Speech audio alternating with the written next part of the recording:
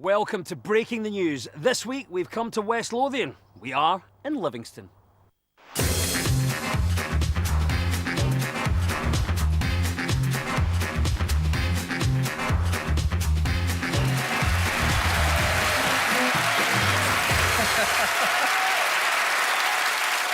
I'm Des Clark, and this is Breaking the News, the show that breaks the week's news and asks four opinionated panellists to put it back together again. And this week, we are coming to you from the Howden Park Centre in Livingston.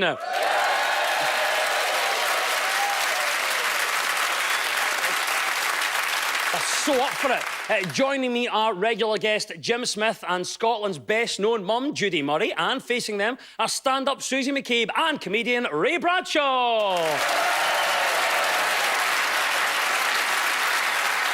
In the news this week, Outlander has scooped the title of most binge-worthy TV show in the world by the People's Choice Awards. It's the tale of a traveller who's sent back to pre-industrial Scotland in a savage and distant past, and is based on a true story of holidaymakers' day trip to Bathgate. And Caroline Lucas, former leader of the Green Party, this week admitted that she takes long-haul flights, but she offsets each journey by planting a tree, which is commendable, but it can make it very difficult for fellow passengers to squeeze down the aisle. Well, that is the week in the news, and here is our panel. I have to say, first of all, can we hear it? First time in the show for Judy Murray. Make some noise for Judy.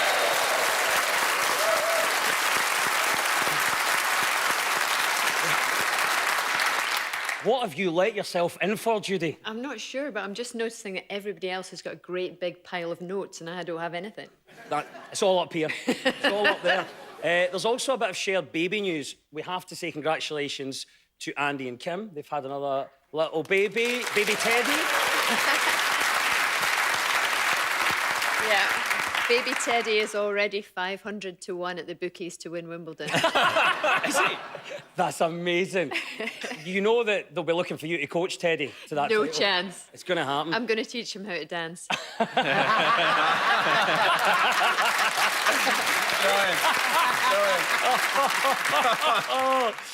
Ray Bradshaw, who's with us, you've had recent baby news. Yeah, my son's 10 weeks old, and currently he's 251 to win Wimbledon at the bookies, so pretty good. Susie, how are you? What's going on in your life? I'm good. I've been touring. You have? I've touring seen the this. new show. So I've been to places that I've never been before. So I've been to like Ullapool, Wick, other high spots. Careers on fire. Ullapool, Wick, Forres, and then I came back down the road and get sent to Stornoway 2 days later because whoever booked the tours never seen a map of Scotland. Jim, not seen you in a week. Busy in the farm? Yes, thankfully I've had no snow, but it's creeping nearer, and just getting cattle home and into the shed for the winter and all that kind of really exciting stuff. And I love listening to you because the fantasy you talk, this could be Game of Thrones to me. Winter's coming, oh you whore. Well, there we go. Our panel are in position, as are our audience. Let's do this. Breaking the news. Let's get on with round one.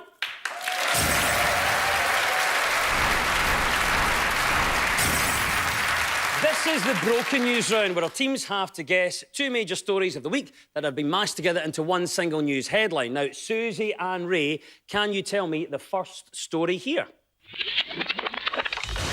Nigel Farage has given a boost to Boris Johnson's hopes of winning a full-sized self-driving bus by announcing he won't field candidates in a trial taking place on the Forth Road Bridge next year.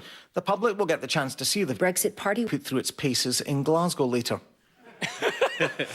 Right, Susie, make sense of it. Come on, what do you think the first story might be there? This is Nigel not putting up a candidate in a Tory seat, isn't it? This is because democracy is broken, ladies and gentlemen. Never mind breaking the news, democracy is broken.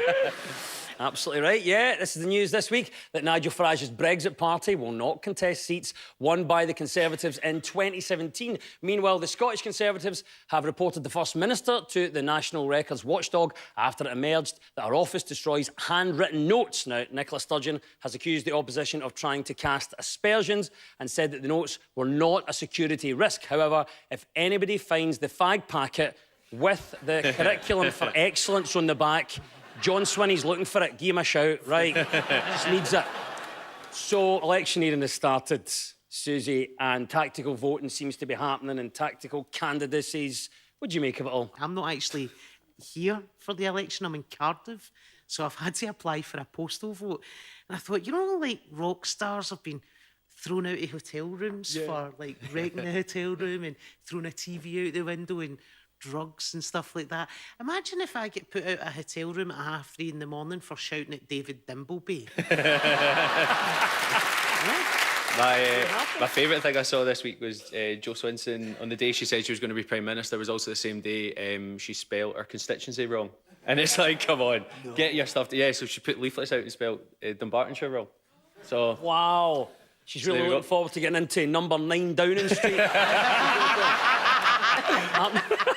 Nigel Farage has said the Brexit Party will not stand against candidates in Tory seats.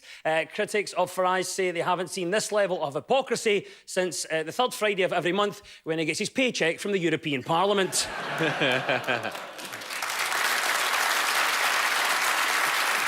Yes, the general election is the right answer, Susie and Ray. You get 2 points for that. Now to Jim and Judy. What was the other story we were after? Nigel Farage has given a boost to Boris Johnson's hopes of winning a Full-sized self-driving bus by announcing he won't field candidates in a trial taking place on the Forth Road Bridge next year. The public will get the chance to see the Brexit Party put through its paces in Glasgow later. So we know about the general election. That's somewhere in the mashup. Judy, did you hear anything that might guide you to what a second story could be? Yeah, I think that's all about the trial of the driverless bus, that they've been trialling it in some bus depot in Manchester, and they now want to trial it going across the Forth Road Bridge, which doesn't sound anything like a Manchester bus depot.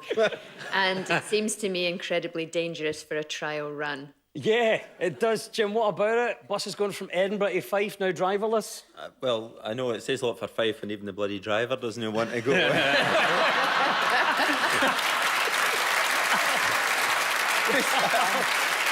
I'm not going to worry, mate. He's a harsh man. Yeah, it's the news. They're about to trial running driverless buses between Edinburgh and Fife. The bus uses radar, optical cameras and ultrasound to detect when someone is approaching it, and has powerful processors that calculate to the nearest nanosecond when to shut the door on their face and drive away. Is it going to have one of these American automatic voices? You know, and a guy gets on in Edinburgh and he says, 12 wains and an adult Lochgelly, please. And like, you know, how's he going to understand that? And is it going to have like American type Fife banter saying, oh, yeah, hoor, it's very foggy today. Yeah, boy, sir. You know. Sorry. That was like a dirty phone call from the late, great Stephen Hawking there.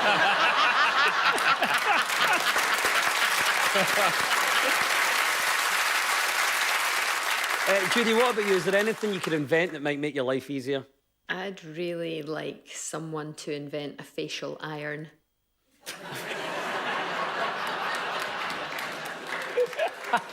I would. I get up every morning and I go, oh, God. This is not a bad shout. I saw Simon Cowell on the telly this week. I think he's used it. I think he might have left it on overnight.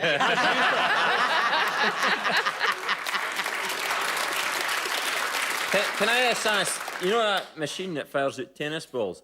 They ever put totties in it? And then Andy and Jamie just hit it with a racket, and then that's chips made for the team. Well, there we go. Yeah, that's it. The UK's first self-driving bus is to make its debut in Scotland. Many are, however, against the new system, as you can't shove your granny off the autonomous vehicle, just doesn't have the same ring to it. And it will at least allow school children to have more inventive excuses. Sorry I'm late, my bus was hacked by the Russians. No bother.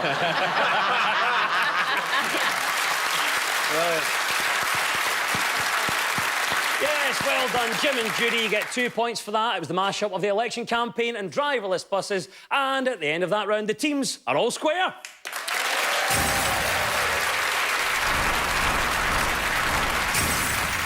Now, so much of our news is about public opinion. So, for this round, we've gone out and about in Livingston and found some people to comment on the news. So, Jim and Judy, you're up first here. We spoke to local garden centre staff Francis and Heather. What story do you think that they're on about here? There's always silly things that come up, but the nice thing about it is you can sit back sometimes and just watch it all happen. Can happen quite often in the house. Your hair's not sitting right, or maybe the clothes you wear. We're always in each other's company, see each other too much. It was about the fact that I was wearing shoes that didn't suit me. And quite honestly, I find that hard to believe. I think we all find that hard to believe. Jim, what do you think her answer might be for that one? I think there's a survey come out saying that Scottish folk are terrible for arguing in the houses. It's absolutely right, yeah. This is the poll that's reported that 2 out of 5 Scots fall out with their own families after just 1 hour of being in their company. We're a tolerant nation. Jim, does this sound familiar to you and your family? Absolutely. Like things like even like the classic mixed biscuit tin.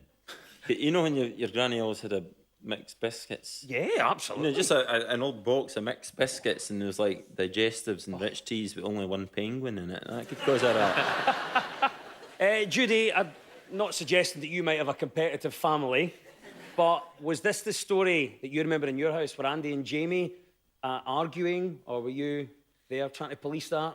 I think the arguments that would happen over family get-togethers would always be when there was a board game and one particular person, who may be my younger son, wasn't winning, and the board would be up and everything would be thrown. It wouldn't really matter what it was. It could be cards or it could be Monopoly or whatever. And then you would have to put it all back together again, and you'd have to change the rules. So, yeah, the competitive thing was usually what caused the arguments, but it was nearly always Andy that caused the argument. Yeah. Did you give him 3 challenges and say after that you're done? What about your family? Were they big arguers then? How long have you got? An hour, an hour without an argument's a good McCabe Christmas. It's quite funny when I go and visit my mum and dad because they now hide from me. When I turn up, they're like, we can't be annoyed with her. No, my mum's standing behind me. Yeah. I love how it's totally switched around. Oh, yeah, and it has got to that point because they're now in their early 70s and I'm just about to hit 40, so it has totally got to that bit where I'm like, see if you two don't just sit in the back of this car, there'll be no garden centre the day.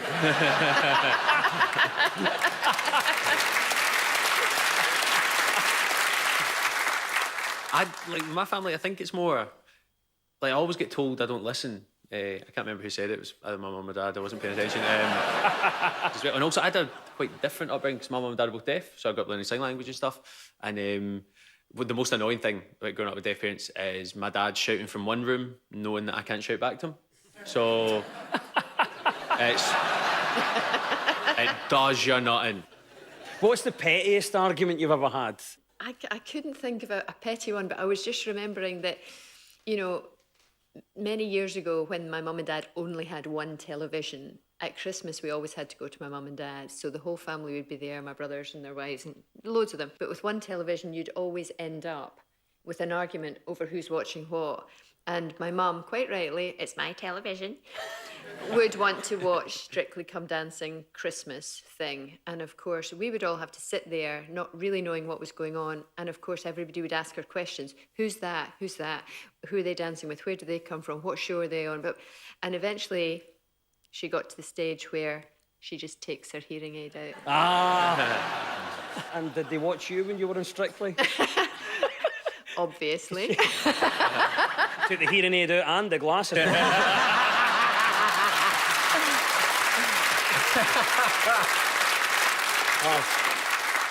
The biggest cause of arguments in Scottish households are communication, money, and who did more to win the Davis Cup for Team GB.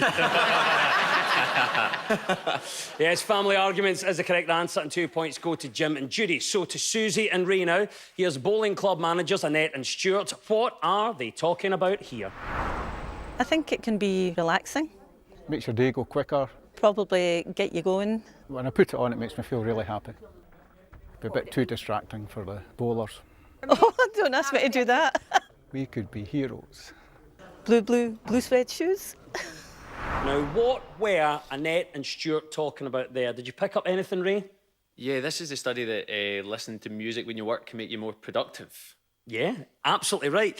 Most of us listen to music while we're at work, and 1/3 of us believe it actually makes us more productive. Listening to music can really improve the quality of your work. Like in Strictly for you, Judy, listening to that music made you. Anyway, why are so. you laughing? Susie, what about you? Are you a fan of music helping you work? Not so much music, but I do when I used to work in an office. So that's like in the past kind of year when I gave that up, I used to sit and listen to podcasts. You see, when I did work in the office, see the pressure if you change the radio station on there. Oh, lot of pressure. You put it on, the next song is something like, I don't know, Hearsay. Pure and simple. You're like, right, cool, no one's going to talk to me for 6 weeks. This is amazing. But see, if you walk into an office and Radio 1's on, you're like, this is not the office for me. I am far too old for this office. Get me to Smooth FM. Yeah, somebody get me to Smooth FM and Radio 2 until Jeremy Vine comes on, then you're like, no! Jim, what about you? Are you busting out the house music then in the farm? Oh, I love a pumping tune, man. Honestly, I do. No, it's like, you know, when you're driving a tractor, you guys behind us in a car think, God, he's going at 14 mile an hour. That is so slow. But I've got a Highway to the Danger Zone by Kenny Loggins on that. I think I'm at Mach 5 with that thing going on. Jim, how is 1985, mate?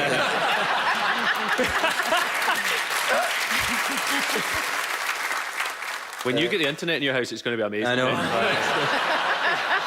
When you get to 1990, it's going to blow your mind. Are we putting in these Kenny Logan details?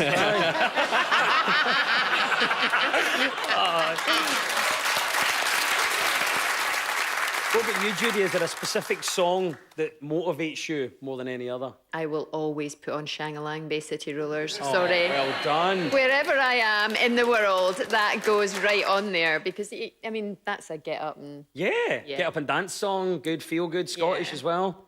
Ray, what's your go-to song if you're looking for that bit of motivation? Depends on the mood.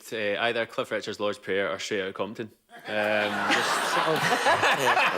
thought of mixing the two? I've tried to mix it and Cliff got angry, so we don't get any. 47% of employees claim to feel less stressed with background melodies, and more than a third say their productivity improves. House music was said to boost employee mood, as did 2-for-1 some bookers at the cafeteria. Yes, music at work is the correct answer, and 2 points go to Susie and Ray.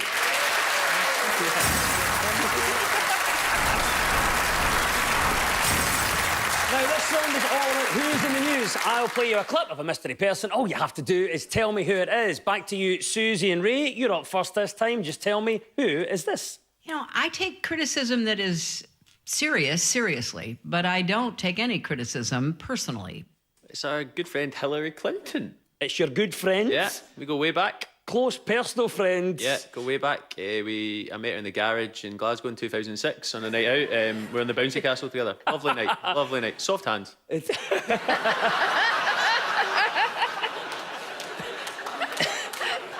He's right, though. It is Hillary Clinton who was all over the news this week talking about Russian interference in British politics and the pressure for her to run once again for president. Susie, what about you then? Should we be encouraging Hillary Clinton to run again, or maybe it's time for someone else to have a go? Who? Like, genuinely who? Like that? Whoa. Well, there's Bernie and there's a few other candidates stepping forward. Bernie's what? He's the same age as Norman Tebbit. He's about 175. They share a crypt from time to time. Is Hillary the person to take Donald Trump on? What are you saying, Jim? Are you encouraging her to run for it? Okay, why not? I mean, because she's 73 next year now, so it's 75, 77, 78. Listen, so a fair age by the time she's finished. You doing a subsidy application must be amazing. But so she'll be in her 70s somewhere. Yes, but like all the American rich women, they just get Botox and new bits put on now and again. Like, so honestly, I mean, look at Cher. You know, if Cher stands next to an oven, she starts to drip. You know, she. starts to melt away. She'll be fine. Just rebuild her every morning. Hillary and Chelsea Clinton have written this book about gutsy women. I think we've all had gutsy women in our lives. Who would be one that you would think of, Ray? Anyone that's ever worked in Greg's. You're here. You're here. Jim, what about you in your life? Who would be the gutsiest woman that you've ever met? I'm right here, Jim.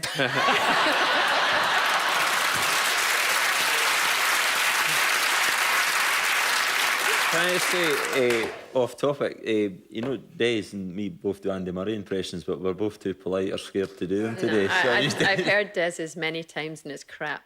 Oh, it's not. It's really good. So the pressure's on you, Jim. Yeah. You've got to slow it right down, get the croakiness of the voice there. And get, yeah, like Monopoly, I just used to go mad at Monopoly.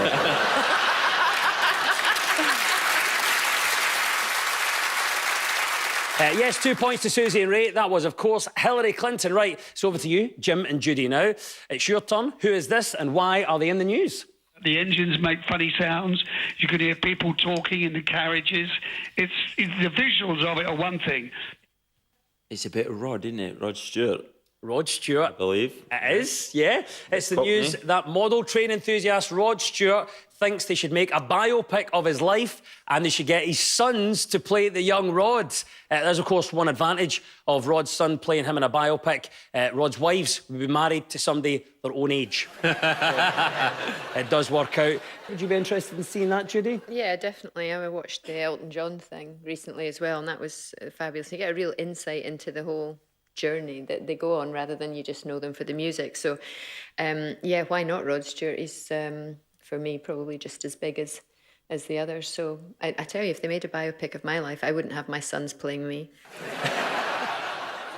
And Susie, are you into Rod Stewart? Would you like to see this life story? Can we do this on the count of 3? 1, 2, 3. No. No. I think Rod has... Do you remember the cup draw? Remember the cup draw? Oh, yeah. I think that's the start of the end for Rod. Yeah. You think so? Rod's just turned into your dad going a bit bonkers. Like, Dad, stop talking about trains to people. They don't care. Dad, stop building trains. Let's see Penny Lancaster. That's his wife, isn't it? That's right, yes. It's like, Rod, do you fancy a wee? And he's like, I'm going to go up to the loft. Choo-choo. You've got the horn, I've got the Hornby. So... He phoned up a radio station who said that. genuinely, right? Yeah, and said he'd built 90% of it. Yeah. No, Rod, I'm not backing it. Just go down the pub like every other Scottish dad, Rod. Do you think maybe that's why his hair's like that? Because he kept on getting electric shocks every time he did it? And I'm thinking about a Scottish biopic featuring one of our legendary characters. Who would you pick for it? Do you know who I think would be really good? Alex Ferguson. Yeah. Wouldn't it? Oh, that'll happen. That would be a great, that kind of, the story and through, like, football, because he wasn't a great football player, he was decidedly average, but just him losing it in dressing rooms, because the Clough one, that was done by the Damned United. Michael Sheen was that was a brilliant film. Can I ask you, is he good chat, Alex Ferguson? Because I know you've met him a few times. Oh, yeah. Sorry, Des, I know that's your... No, I'm not. We were at Wimbledon one year and he'd sent me a text saying he was coming to the Royal Box and he said, are you around for a cup of tea? So I said, Sliding yeah. into your DMs. I like it. So I said, I'll meet you at gate 13 and I'll take you up to the player bit, which is always quiet in the second week. So we go up, we have a cup of tea and a donut, and then he has to go to the Royal Box. And as soon as we hit the main thoroughfare, he got absolutely mobbed. And he just keeps walking. And Andy was that day playing a Spanish player. And a Spanish journalist with a great big camera started walking. He's walking backwards, so we're walking towards him. So he's walking backwards. Sir Alex, a few words for the Spanish media. And he said, adios, amigo.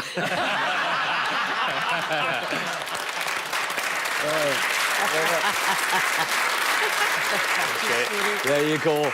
Rod Stewart has revealed an epic model railway that he has been building for over 26 years. The large, intricate and fully functioning train system is the envy of amateur railway enthusiasts like ScotRail.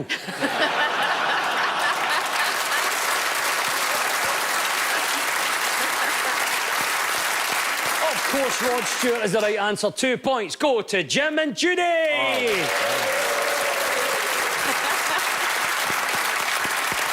Time now for our final quick-fire round, which is all about deciphering the numbers in the news. I'll read out a headline. All the teams have to do is fill in the blanks. So get ready, teams. When we run out of time, you'll hear this. I'm nervous about the door frame.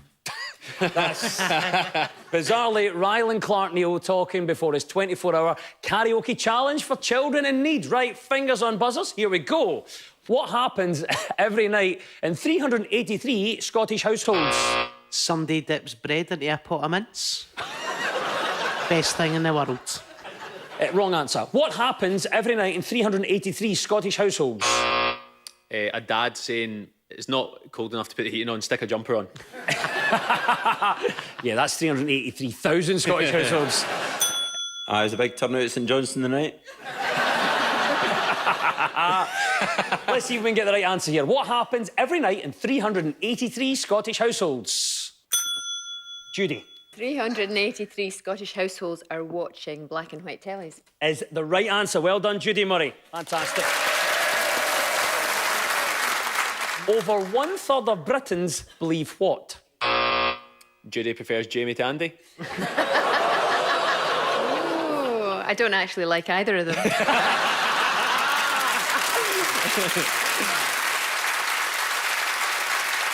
Let's see if we can get this one. Over 1/3 of Britons believe what? I think it's that they think that Google is spying on them. Is... Or something like that. Do you know what, Judy? I'm not going to lie to you, it's the wrong answer. 1/3 of Britons believe that we'll have to live in space one day, but I think those same people would probably think maybe that Google was spying on them. So, technically, well done. It's the right answer, Judy. Well done. Fantastic. I'm nervous about the door frame. There we go. That is the klaxon. Rylan has clarked and kneeled. And at the end of the quiz, our winners this week are, of course, it's Jim Smith and Judy Murray!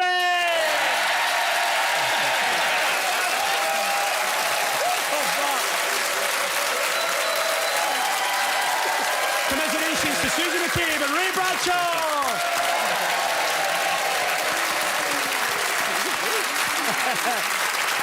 And we'll move on with the breaking news. Breaking news just in. The Coke Lorry is coming to Edinburgh this Christmas. It's expected to draw a particularly large crowd in Wester Hailes. Right up to the point they realise that it's only carrying cola. John Lewis have released their much-anticipated Christmas advert, this year starring excitable Edgar, the little green dragon who struggles to control his fire breathing. In the advert, Edgar has to avoid breathing on the children around him, much like most Scottish parents on New Year's Day. The news is broken. I've been Des Corus. Goodbye!